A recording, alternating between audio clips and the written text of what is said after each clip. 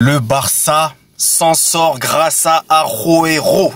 Bonjour ou bonsoir à tous. J'espère que vous allez bien et que tout se passe bien pour vous. Ça fait très longtemps qu'on ne s'est pas vu. Je le sais bien. Mais moi, en tout cas, j'espère que vous allez bien. Moi, ça va très bien. La santé, tout va bien.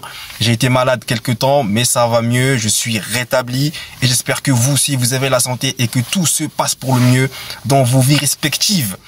Donc là, on va parler de la victoire obtenue au bout du suspense, au bout du bout, à l'arraché du Barça face à Gérone, classé 18e au championnat sur le score de 2-1, grâce notamment au but victorieux inscrit par Agüero. Donc avant de vous débriefer ce match, vous connaissez déjà la musique, vous connaissez la chanson, vous connaissez les paroles par cœur. N'hésitez pas à vous abonner, à liker, à partager et à commenter. Un grand merci à vous de votre soutien. Ça me fait toujours hyper plaisir et je tiens d'avance à m'excuser pour le format de la vidéo. Je suis vraiment désolé, je vais essayer d'augmenter la lumière au maximum pour que vous voyez quand même mon visage parce que là c'est complicado. J'espère en tout cas que vous verrez mon visage, mais je suis vraiment désolé, vous inquiétez pas. Tout va se mettre comme d'habitude, va se remettre comme d'habitude. Voilà. Mais sinon, pour parler du Barça, le Barça a galéré face à Gérone. Le Barça s'en sort miraculeusement. Parce que ce match-là, c'était pas gagné d'avance. Moi, je vous le dis. Alors, je n'ai pas regardé la première mi-temps, mais j'ai eu quelques échos. Gérone, quand même, vraiment, eux, on peut pas compter sur eux. Déjà, je tiens à dire que j'ai le seum. Oui, j'ai le seum que le Barça ait gagné. J'ai le seum parce que je sentais que... Ah, alors l'avion qui passe, j'espère que vous allez m'entendre. Je sentais qu'il pouvait avoir le point du match nul. Déjà, se profiler, mais malheureusement, c'est pas le cas, le Barça a marqué. Donc j'ai le seum, oui. J'ai très mal. J'ai très mal. Vraiment. J'ai très mal, mais bon. Qu'est-ce que vous voulez? C'est comme ça. Donc, pour revenir à ce que je disais, Gérone a manqué pas moins de 4 occasions en première mi-temps. 4 occasions. C'est-à-dire que comme l'a dit le guide dans son débrief, vous mettez un gars comme Kylian Mbappé ou Erling Haaland, il y a 4-0. Net. Sans bavure. Pour l'équipe adverse. Donc déjà, ça faut le dire. Ensuite, le Barça commence bien le match. Il mène au score grâce notamment à Pedri, hein, le magicien, toujours lui. Vous savez, il n'est plus à présenter de toute manière. Donc, le Barça commence bien. Et moi, je vais même vous dire la vérité, je comptais pas débriefer ce match. Mais au vu du scénario et de ce qui s'est passé, j'étais obligé. Voilà. Donc, le Barça mène 1-0. Sauf que, quelques temps plus tard, Gérone va égaliser grâce notamment à un superbe but inscrit, hein, un ciseau inscrit par Alex ou Axel, je sais pas exactement, mais bref, Witsel, qui permet donc à Gérone d'égaliser. Et là, en partir de ce moment-là, bah bon, le Barça, va falloir tout simplement qu'il redouble d'efforts. Ils doivent redoubler d'efforts, hein, pour aller chercher ce deuxième but et se mettre à l'abri. Sauf que là, le Barça, c'était quand même compliqué. En termes de pressing, en termes d'intensité. J'ai l'impression que les joueurs sont fatigués rapidement. On dirait qu'il y avait il y a des moments où il n'y avait pas d'envie. Enfin, c'est compliqué. Défensivement aussi. C'est dur, mais en fait, Hansi Flick, on peut pas non plus lui en vouloir. Même si, moi, j'ai quand même envie, et là, je rejoins pas mal de personnes qui le disent, j'ai envie quand même qu'il titularise Christensen. Parce que Christensen a montré des bonnes choses. Donc, moi, des fois, j'ai du mal à comprendre pourquoi est-ce qu'il commence le match sur le banc.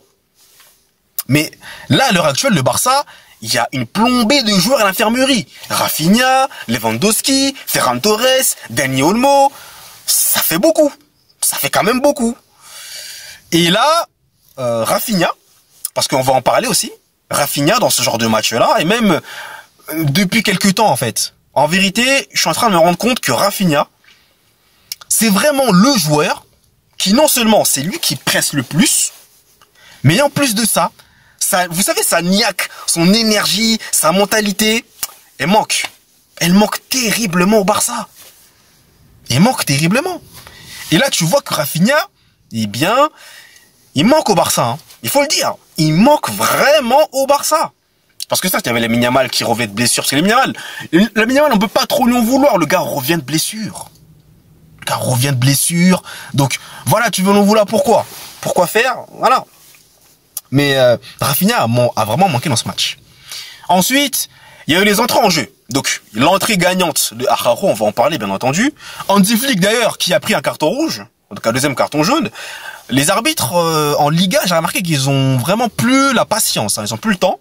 Dès que tu commences à râler un peu trop, allez, carton jaune. Et allez, bye bye. Deuxième carton jaune, bye bye, tu t'en vas. Voilà. Mais, pour revenir sur les entrées en jeu, comme je le disais, Araujo qui rentre, Bardghji qui est rentré, Ferran Torres, Firmino Lopez qui est rentré également, Eric Garcia aussi, je crois, si je dis pas, je crois qu'Eric Garcia est déjà là.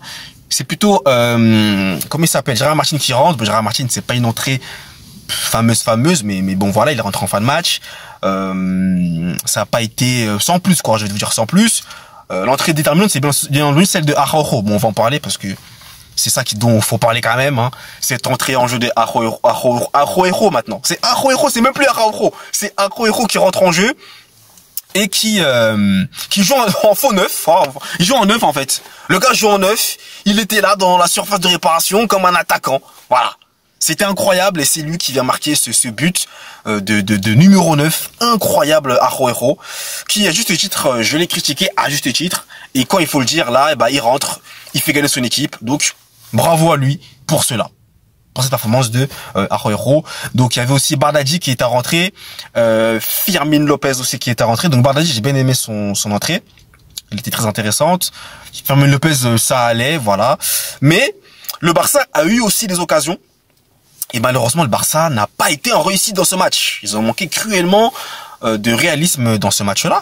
Mais sinon, globalement, dans le match, dans le contenu, attention quand même le Barça. Hein, c'est pas du tout satisfaisant là, hein, le visage qu'a montré les joueurs d'Hansi Flick. Les remplaçants du Barça, en fait, ils n'ont pas le niveau des titulaires. Donc à un moment donné, ça risque d'être très compliqué si tu vas devoir jouer contre des grosses équipes. Si tu ne peux pas compter ou des équipes dont tu es supérieur. Si les remplaçants ne sont pas en capacité de pouvoir, on va dire substituer les titulaires, c'est compliqué. C'est ça la différence qu'il y a entre le Paris Saint-Germain notamment et le Barça, c'est que le Paris Saint-Germain, même les remplaçants sont incroyablement forts. C'est ça la différence avec ce Paris Saint-Germain là qui, pour moi, c'est notamment grâce à ceux-là qui sont vraiment aussi impressionnants. Mais pour le Barça, effectivement, là, le contenu, c'est pas fameux quoi. Mais le Barça s'en sort bien. Le Barça a tellement eu de chance. Je les voyais vraiment ne pas gagner ce match. Mais bon, voilà, ils ont eu cette dernière action qui était déterminante. Et du coup, le Barça repasse devant le Real. Je vous le rappelle, dimanche prochain, le Classico, hein, donc le match vraiment très important, déjà, faut le dire. Et le Real qui joue demain soir face à Retafe. Donc ce match-là, je sens que ça va être bizarre aussi. Tu te déplaces là-bas à Retafe, vous savez comment Retafe c'est. Je vais pas non plus vous faire un dessin, vous le savez déjà. Donc bon courage au Real Madrid, j'espère qu'on va gagner, mais on a intérêt à gagner. Là, il y a vraiment intérêt, faut pas laisser échapper des points dès maintenant. C'est pas le moment. C'est vraiment pas le moment. Il y a ensuite aussi le retour de la Ligue des Champions, hein, donc dès la semaine prochaine. Mais voilà, le Barça qui s'en sort bien. Donc le Barça qui est héroïque et Hansi Flick encore une fois, qui avait fait un coaching mais extraordinaire. Et d'ailleurs, ça c'est un peu positif. Hein. Imaginez qu'il reproduise cela. Il fasse rentrer Araujo dans les dernières minutes et qu'il joue en neuf. Les gars, ça peut fonctionner. Et ça peut être un point positif à dire pour le Barça. Parce que il n'y a pas eu que du mauvais, quand même, j'ai envie de dire. Il y a quand même eu quelques petites choses positives. Mais même c'est vrai que le négatif a vraiment été globalement plus présent que le positif. Clairement pour le Barça dans ce match. En tout cas face à Gérone, qui est quand même, faut le rappeler, 18e du championnat. Faut quand même le dire.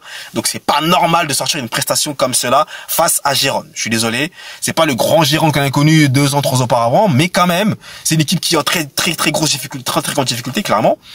Voilà, mais tout de même, qui aurait pu, te battre dans ce match. Donc tu t'en sors très bien, encore une fois. Voilà. Donc voilà tout ce que j'avais à dire dans ce match. Donc n'hésitez pas à me dire dans les commentaires, vous, ce que vous pensez, hein, les supporters barcelonais, dites-le-moi dans les commentaires, les supporters madrilènes, tous les supporters d'ailleurs, dites-moi dans les commentaires ce que vous en pensez de ce match-là.